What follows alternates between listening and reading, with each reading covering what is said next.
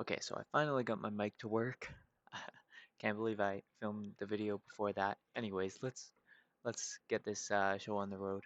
We're talking about W. We're talking about Wormhole Token today. So I wanted to talk about their launch, right? Like they had an airdrop. This is most coins. They had an airdrop. What does that create? It creates lots of people that are holding the coin that have a zero buy-in price.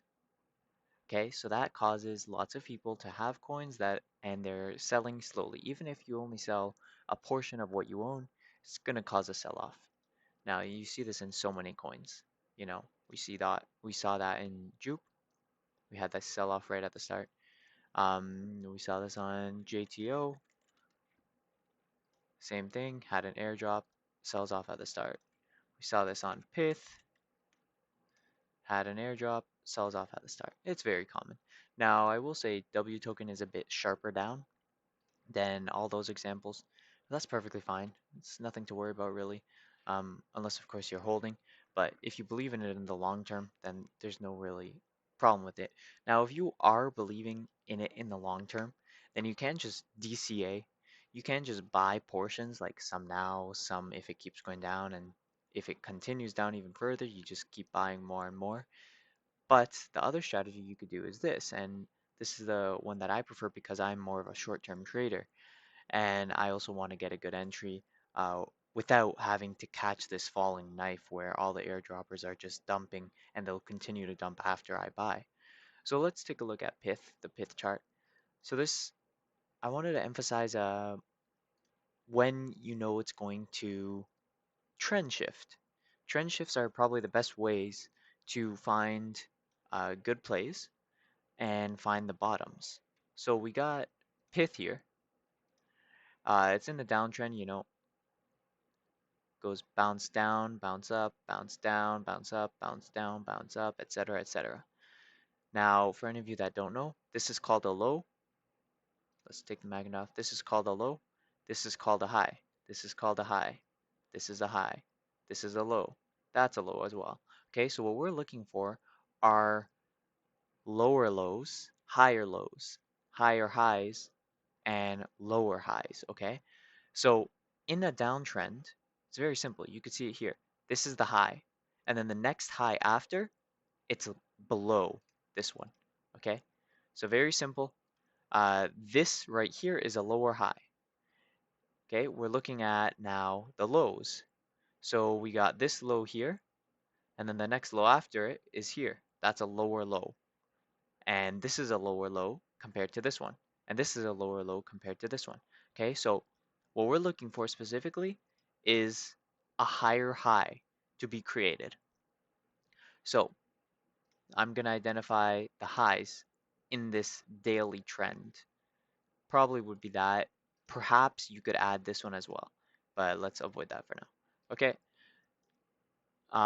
it doesn't have to be perfect year charting, but the whole idea is you want it to break above the previous high, which will create a higher high. So now that we have this higher high here, we broke above it, then we come down a little bit. This is when I would be buying if I was doing a short-term trade, okay? So I would base it off of this support here and this support here. Those would be my entries probably. So only one would have been filled, but it still would have obviously gone up a lot.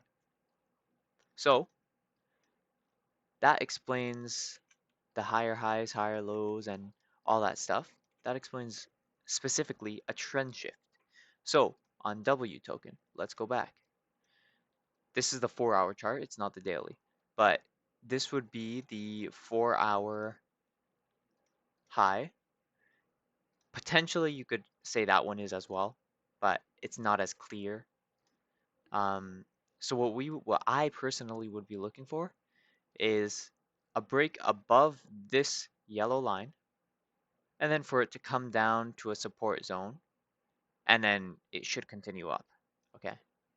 The support zone that I was looking at was this one here. Okay. So go up, create a higher high, come down, you buy here at the support zone, and we go up. Now, lots of these, sorry, I should restart that sentence. if you are more of a long-term investor, so I plan to hold this for the long term. You know, there's lots of hype around Wormhole, and I think the sell-off is really just being caused by the airdroppers. So what I would actually be doing is playing this a lot more safe. We would get the break above, and as soon as we get the break above, any time below this yellow line, I would be buying really. So like it could bounce there, which is why I would be buying anywhere below the yellow line. If I wanted to take a short-term trade though, like very short-term trade, not a long-term idea, I would want this precise entry as low as possible. Now that might not happen. We might not get a break above this yellow line, but there's a chance that in this downtrend with Wormhole, you know, we'll go here, here, here, here, here, here, here. Obviously, it can't go into the negatives, but you kind of understand the idea. As soon as we break above a previous high, you know, because we're looking at this high and we broke above it here, then we go below it, that's when I would be buying. Okay? So I hope that makes sense. That's just me. This is my plan, my thesis, what I'm going to do. Obviously, you do your own research. You might not believe in Wormhole as a long-term token, and that's perfectly fine. Now, I want to go through a few more examples. The only problem with these examples is they're all Solana related. So as Solana booms, then these coins are likely to boom. But you can see here, you know, we have this high and we break above it and then we wick down. Your entry would have been somewhere here, somewhere in these supports that you're seeing. So we would have caught the bottom and then obviously we just boom from there. And then there's JTO. That's another good example of a coin that airdropped, you know, sell off right at the start. I have so much drawn already, but on the daily chart, this would be your high. Technically, it created another high here, so you could have played it. It would have been the same in the end, but you want to break above the higher high, right? Or sorry, the high to create a higher high. So right here, we get the break above, and then we come down and we wick very far down. Now this one is harder to get an entry compared to the other ones where usually you would be buying at support. I mean, if you look to the left of this wick right here, there aren't many support points. So like I probably wouldn't have caught that wick if I was using that strategy. But the next strategy would be to outline this resistance zone like that, probably. And then you see it breaks above this resistance and this resistance, confirms a higher high, and then it comes to retest. And then from there, it goes up. And I mean, now we could crash down. Who knows what's going to happen? But generally, when you have a new coin that airdrop to everyone, you want to be waiting for that trend shift before you buy. It would add some additional security.